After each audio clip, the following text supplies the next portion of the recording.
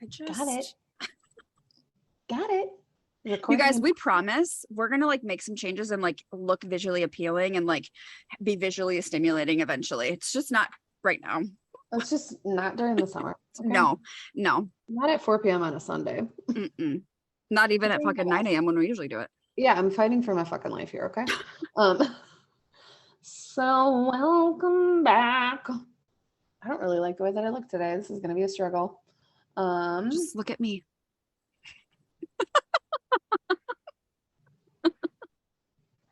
I feel like if I'm not at the right angle, you can see my bags. Oh man, look at them. I'm so tired. I never notice people's bags when they say that though. I really don't. Unless you're like, it looks like look at eyes. You know what I'm saying? Like, or like my aunt who's like under eye would be like swollen where I'm like, that looks bad. Yeah, I don't know what, maybe it's like the lighting or something. I don't know, whatever. Stop talking about it, Mari. Anyways. Okay. So on social media, I posted asking for questions or things that you guys were looking for us to talk about. And so we have 3 today. We have another one, but we're going to save that for a full episode, either like 1 full episode or 2 full episodes. We don't know. So is there anything from the past 2 weeks that you feel like is important that you want to talk about that happened? Or go straight into these? That's important that happened. I can continue on my soapbox of getting off social media because I've been telling every single client, like, you need to take a break. Even if I give the homework of like, pick 2 fucking days, just 2 days. If you don't want to do a whole week and you don't want to do a whole month, pick 2 days. I know that it sounds scary and it sounds like, what am I going to do with my time? You'll fucking figure it out and you'll be so happy that you did. I have not, since we got off. Maybe we didn't record last week. What 2 weeks ago. I was talking to you. Maybe I was talking to you Monday, and that's it was on a Marco that you told me. Yeah, I deleted it. I have not put Instagram back on my phone. Isn't it amazing? It is. I had to put Facebook back on my phone because I needed to post about if I had made it to the second round for the part where you start voting for best of Racine. Oh. So I had made it, and so I posted on my Be the Change page about it. But yeah, I haven't logged back into Instagram at all, and I'm like, I don't really care, dude. I am legitimately a happier person off social media. Like it's not even because we were just talking about this. It's not even because yes, sometimes I get caught in the comparison trap of like, this person has the same degree as me and they have blah, blah, blah, whatever. They're doing XYZ. It's not even that. There's so much negativity being spewed on Instagram fucking constantly. And there's no way that you are going to tell me that you are looking at that and you're not in some way, shape, or form taking that on. It's not even possible. So by removing that from my life, it's made a substantial difference. I was telling one of my clients, I said, Margie and I have this thing where we'll send each other things where we're like, I hate it here, right? Where it's things on social media that we don't agree about. And then we have things where we're like, I love it here, when it's like a turtle or a baby panda or fucking a baby puppy, like baby animals, right? Where there's like, yes, or honestly, any animals, because we love them. There is some joy to be found, but for the past several months, that's not been my experience. So 100%. Well, I totally agree. And then I realized that I spent like last week, and I think I was just like, I am on this entirely too much. This is annoying. Yeah, that's why you took it off, because you were like, I was just like scrolling in my bed and I felt like a piece of shit. I was like, I think I'm on hour 3. What is going on? And I had done it because I didn't have anything. No, it wasn't last weekend. Maybe it was like Sunday after we got everything back and put away from camping. That's when I was on it. It had to be, or maybe it was Monday night. And then I deleted it Tuesday. It was something like that. But it was just like, oh my God, like, why am I on this so long? It was so stupid. So I just deleted it. And then I kind of found myself getting into YouTube shorts, which are like the same shit as Reels. The same shit as Reels and stuff. And I was like, am I going to have to delete YouTube from my fucking phone? But in my mind, I listened to noise to go to sleep. So I was like, oh, please just get off of it, Mari. So then I made like a conscious effort to not be focused on it. But what I do like, right into the mic, get together. I know, I just can't, like, I just naturally turn that way all the time. what I do think is interesting is YouTube Shorts. When you go on one, like it might end. I don't know if maybe I like swiped out of it or whatever, but when it goes to like, you can see what you've played back and it'll be like 100 videos or like 107 videos of like the shorts. And I'm like, you don't even realize how many you take in. And it should said we that, start utilizing YouTube Shorts? Should we? I don't know. We could. It's basically just like making a reel, right? Yeah, I think we would just save our. I wonder if I could go back on Instagram and save our reels and just put them on YouTube. Or do we utilize YouTube Shorts for like the snippets of PSs? I don't know. Again, I don't have a business. They're only like a minute long, so you're not gonna get anything out of a minute of our podcast. In my mind. Yeah. It's meant for like a reel. Okay. So like a minute, maybe there's one that's 3 minutes, but that doesn't capture attention because if somebody just goes on drones on about something, I'm swiping. Yeah. It's so stupid. Like the ones, that trend that was trending either a couple weeks, couple months, I don't know, on YouTube, on Instagram, where it was like, it was a popular song. I don't know what song it was, but I think it was like country. And it was like, I'm 32. I was divorced by 32. Gross. Yeah. Bitch, when I tell you the amount of paragraphs that people were putting on, and I was like, I'm not reading that. Bored. I'm not reading it. I'm not reading it. It was so stupid. But anyways, I'm not that invested in you, honestly. I'm just at all. So let's get into it. So the first one is from a longtime listener. Burnout / being completely checked out of work. Is it a phase or is it time to change?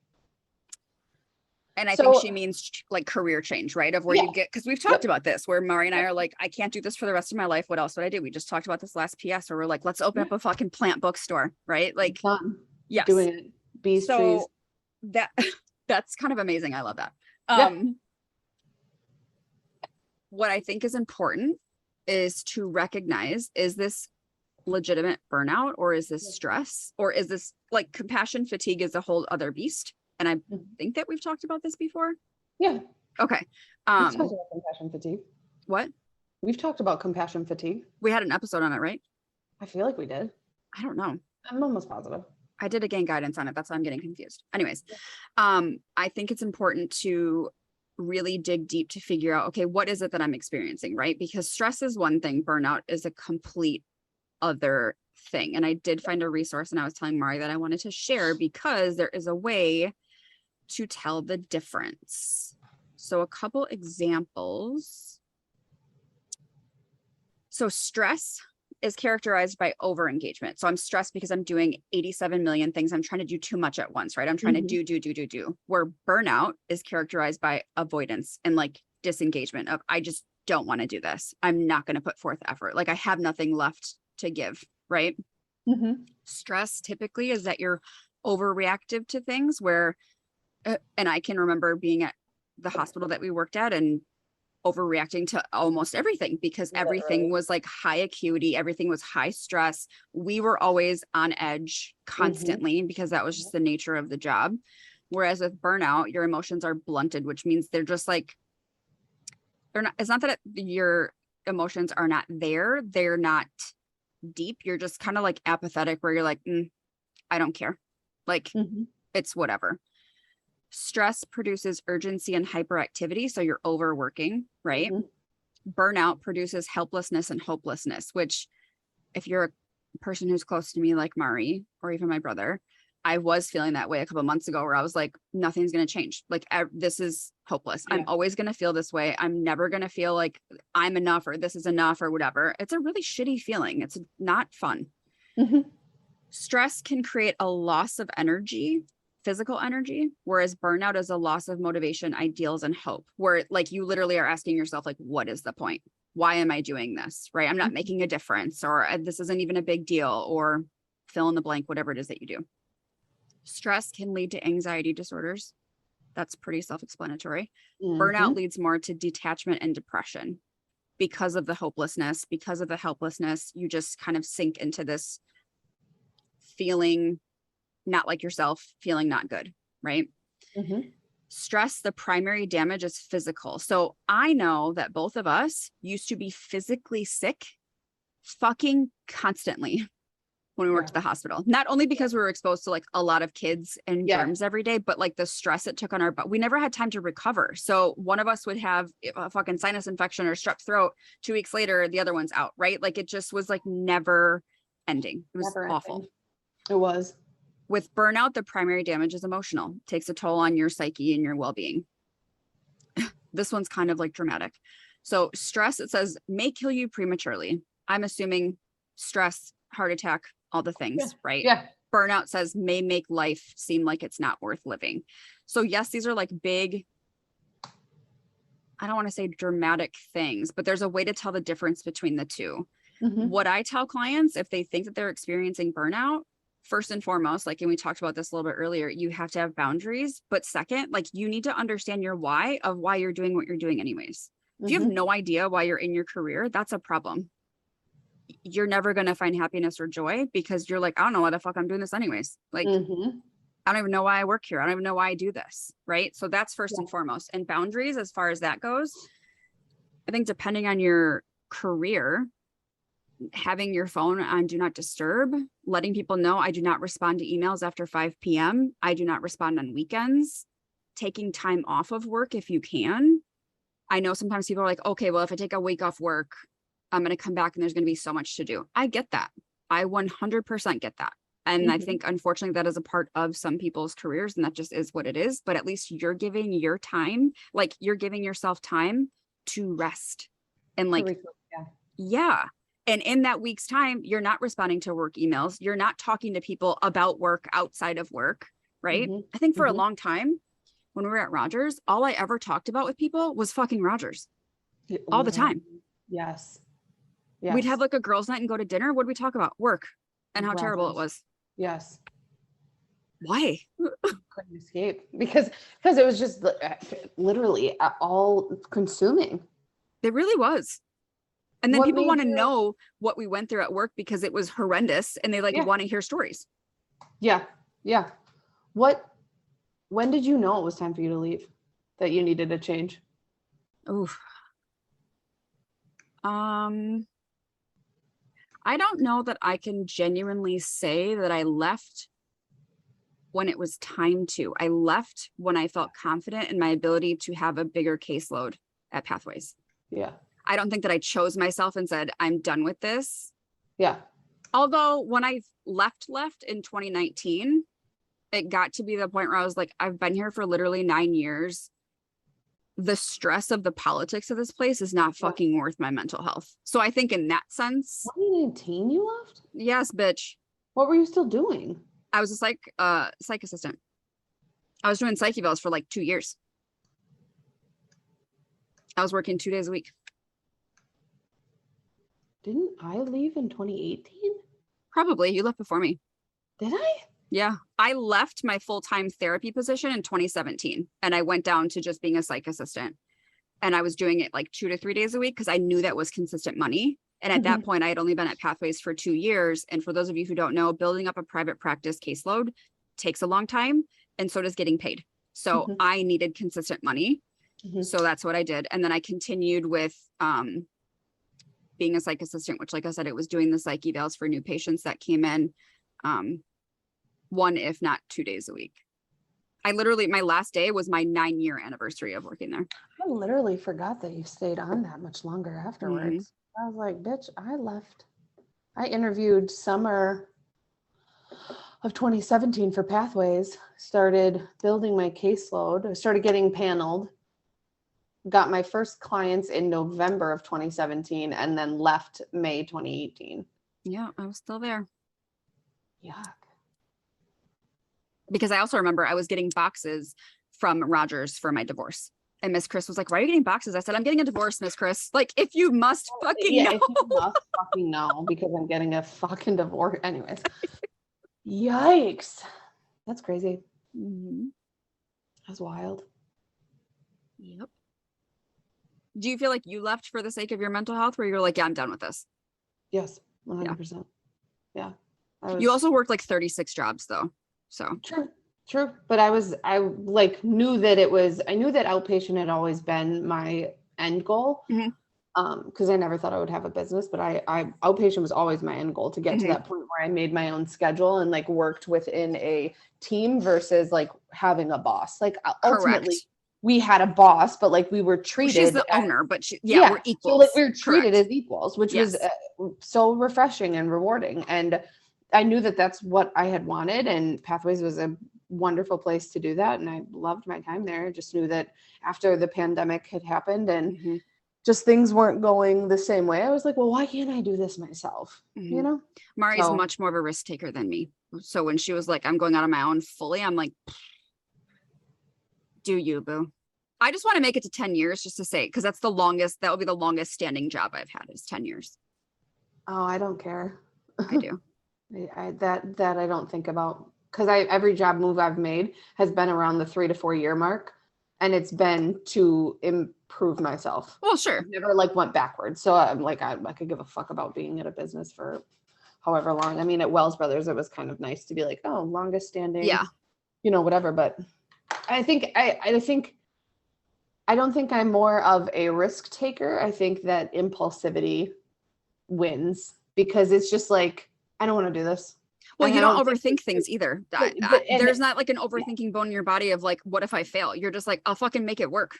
Oh, yeah, because in my mind, I'm like, I've always made it work. Correct. So, like, why sit here and be more miserable? And then, too, it was like offering me the chance to be, I think I was like, the days where maybe Rogers didn't need me or I didn't have clients, like, I just went to the gym. Like, I would drop Soph at school, I think.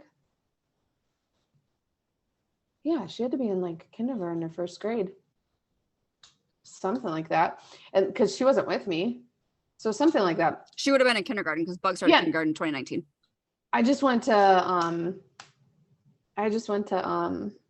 the gym, and I was there for like 2 hours, 3 hours, just doing stair step, like just moseying around, taking my time. Because I was like, well, shit, if I'm gonna sit here and think and, what if this, what if that? Like, I can't control any of that. So I would go to YouTube and I would go on YouTube, go to the gym and play motivational speeches while I was doing stair stepper.